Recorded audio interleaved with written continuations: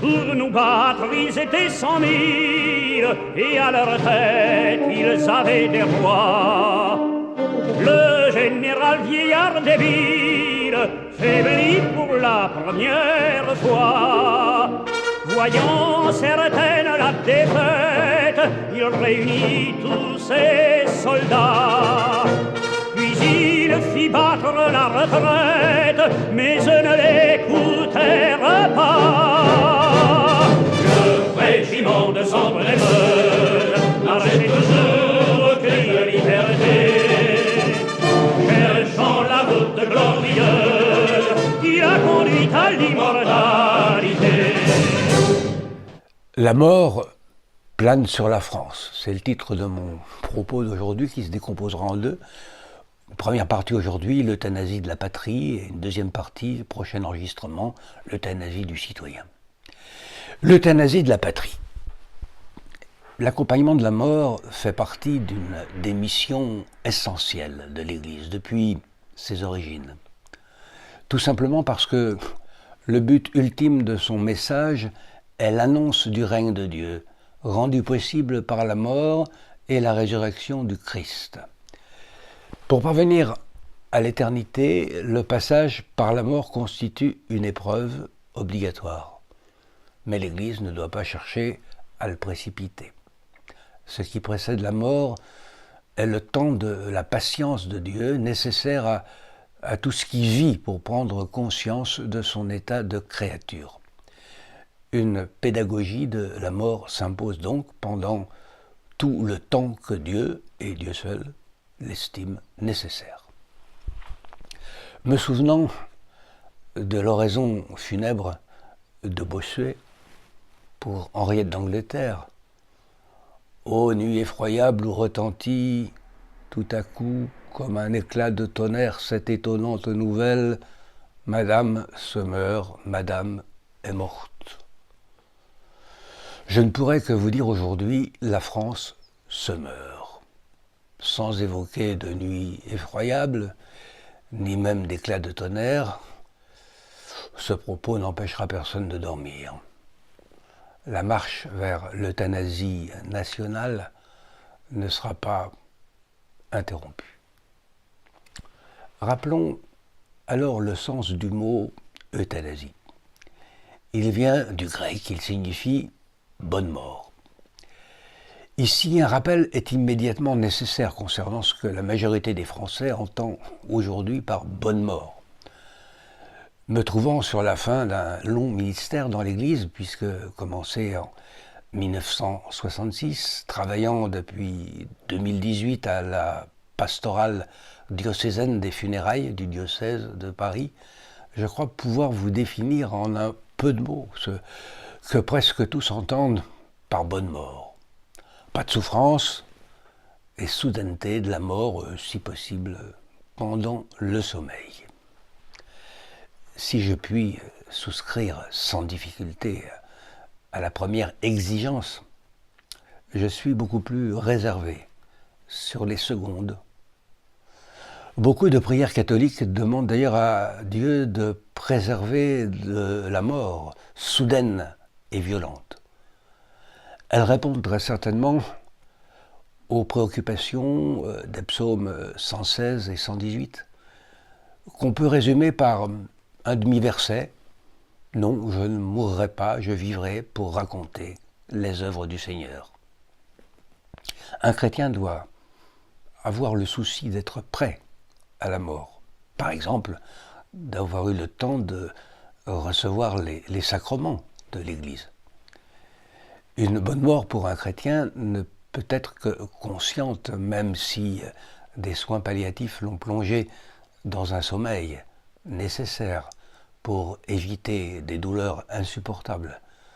Sommeil qui, quelquefois, doit être poursuivi jusqu'à l'issue fatale, d'où la nécessité de s'être préparé auparavant. Je reviendrai sur cette question lors de mon prochain vidéo-blog sur l'euthanasie des personnes. Mais demeurons dans notre sujet de ce jour, l'euthanasie de la France. sa bonne mort.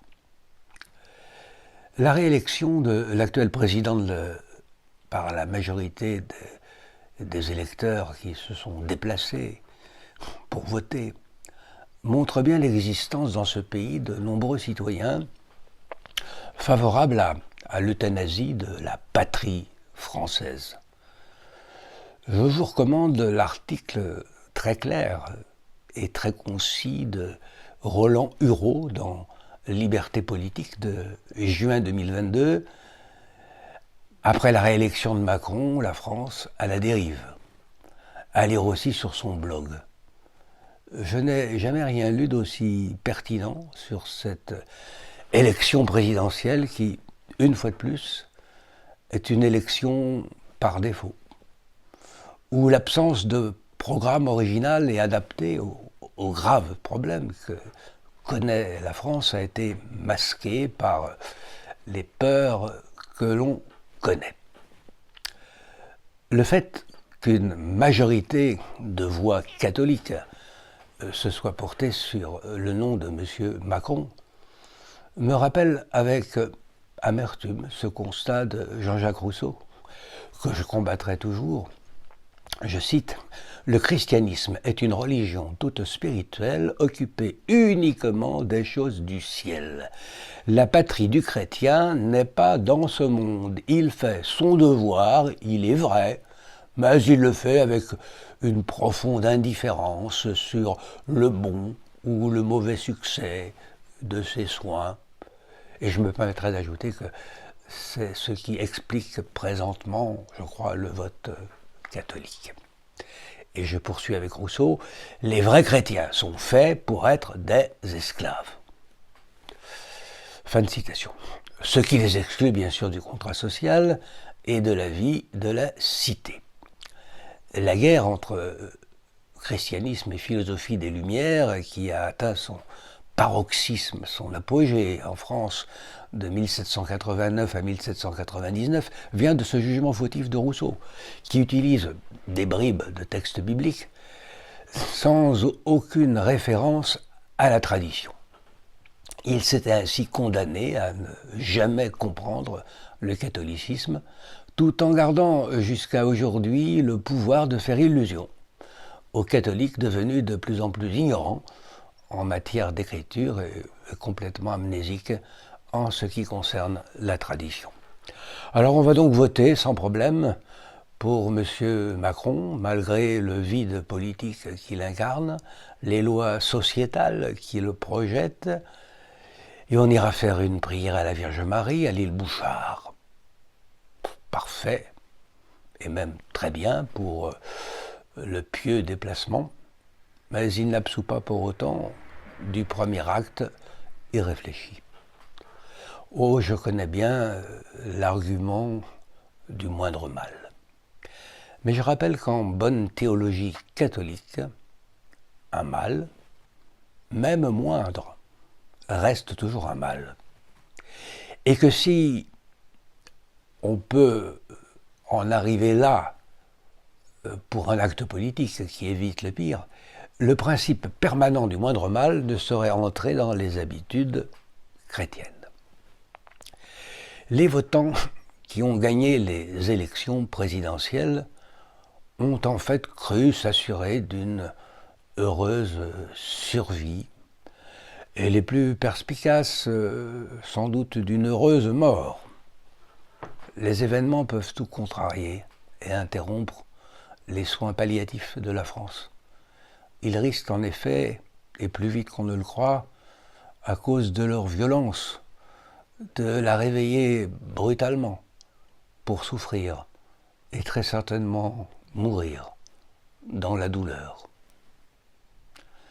Quitte à commencer par une prise de conscience d'une déficience, car il en faut toujours une pour sortir un pays d'un sommeil mortel, il est finalement heureux que ce soit la question de l'insécurité qui la produise ces jours-ci. Car c'est l'État qui en est entièrement et directement responsable. Et précisons-le, le péril ne date pas que de l'arrivée aux affaires de M. Macron. Le 16 janvier 2022, j'avais traité ce sujet, la sécurité, devoir sacré d'un État envers son peuple, dans mon libre journal sur les ondes de Radio Courtoisie. Et ce, à l'occasion de la sortie du livre « Halte à l'insécurité » de M. Daniel Dugléry, qui fut directeur de la sécurité publique en 1995. Nous avions disposé de pratiquement 1h30 pour exposer la gravité du problème. Si le gouvernement veut le traiter autrement que par des paroles, il va falloir enfin tenir compte de ce que préconisent les professionnels de la sécurité depuis des années et surtout appliquer les lois qui existent. Devant un péril national, une majorité parlementaire devrait pouvoir se mettre d'accord sur des mesures à prendre.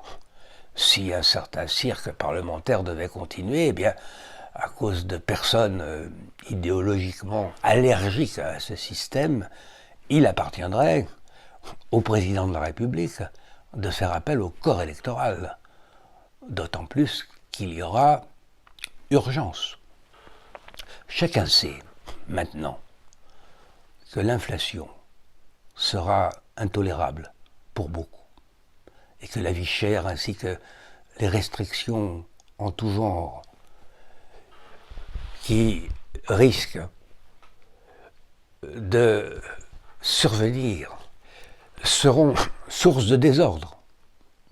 Comme toujours, dans de pareilles circonstances, c'est une occasion rêvée pour les délinquants de se joindre aux mécontents qui se trouvent dans la rue pour y commettre des forfaits. Nous l'avons vu pendant tout le temps des Gilets jaunes, que je ne confonds pas avec les délinquants violents que nous vîmes, par exemple, à l'Arc de Triomphe. Au point qu'il est légitime de se demander dans quelle mesure ces voyous ultra-violents n'ont pas contribué à servir de paravent pour justifier la violence de la répression policière ordonnée par l'État, avec les suppositions que cette concomitance implique. Mais je me dois d'ajouter que si quelquefois les forces de l'ordre en furent responsables, sur l'ensemble, elles ne sont pas coupables. Pour ne prendre qu'un exemple et préciser mon propos, je crois sincèrement qu'avec un préfet de police comme Maurice Grimaud, qui le fut en mai 1968, eh bien de tels événements ne se seraient pas produits. Dès maintenant, et à la rentrée, il faut se préparer au pire. Et j'espère de tout cœur que nous n'irons pas vers ce pire. Car si le gouvernement veut effectivement reprendre en main les zones de non-droit et veiller à l'ordre, il lui faudra faire davantage confiance à sa police et l'assurer de son soutien. Il devra aussi être sans ambiguïté avec les différents parquets et trouver une solution de remplacement aux places de prison qui nous font tant défaut. Il faut aussi être bien conscient qu'actuellement, une expulsion du territoire est extrêmement difficile à réaliser, alors que l'interdiction d'y entrer est encore faisable. Mais il faut s'en donner les moyens. Et à ce propos, je voudrais rappeler qu'il est de mauvaise foi d'utiliser les propos du Saint-Père concernant l'accueil des étrangers. D'abord, j'observe que les médias omettent soigneusement de citer les nombreuses fois où le pape est intervenu pour dénoncer les causes de l'immigration. Les fauteurs de guerre dans certaines régions et la corruption politique qui réduit le peuple à l'extrême misère et le pousse au départ. Qu'il ait ensuite parlé de devoir d'accueil ne saurait être critiqué. C'est son rôle. Mais le contrôle des flux migratoires est du seul ressort de l'État, et en conscience. Nous sommes plusieurs à dire depuis de nombreuses années, en France, et de tous bords, que notre pays ne peut plus accueillir personne. Est-ce accueillir que de faire coucher des gens dans des tentes minuscules le long du périphérique à Paris? L'État français remplit-il le rôle que la doctrine chrétienne lui assigne vis-à-vis de ses nationaux en ne leur assurant pas la priorité pour leur logement et les soins, surtout sur leurs vieux jours? Mais nombre de politiciens ne veulent plus se référer aux traditions de leurs fonctions quand ils accèdent à la direction de leur pays. Ils réagissent d'abord selon des plans internationaux destinés à faciliter et à augmenter les profits. Aussi, pour reprendre très brièvement une discussion qui réapparaît en ce moment, je ne doute pas une seconde que l'immigration rapporte à certains, à la France et à l'écrasante majorité des Français, certainement pas. Si des changements radicaux ne s'opèrent pas maintenant, en matière de sécurité, si des décisions ne sont pas prises pour compenser les effets de l'inflation et assurer à court, moyen et long terme les besoins en énergie de la France, celle-ci ne disparaîtra pas par euthanasie, mais par mort, dans des convulsions aussi douloureuses que violentes. Mais qui sait, cela fait peut-être partie de calculs cyniques qui n'ont pas d'autre but que de justifier l'avènement d'un ordre nouveau. Ma prochaine intervention portera sur le projet de légalisation de l'euthanasie pour chaque citoyen, comme le président de la République s'y est, hélas, engagé. Le nombre eut raison du courage, un soldat restait le dernier. Il se défendit avec rage, mais bientôt fut fait prisonnier. En voyant ce héros farouche, l'ennemi pleura sur son sort. Le héros prit une cartouche, jura puis se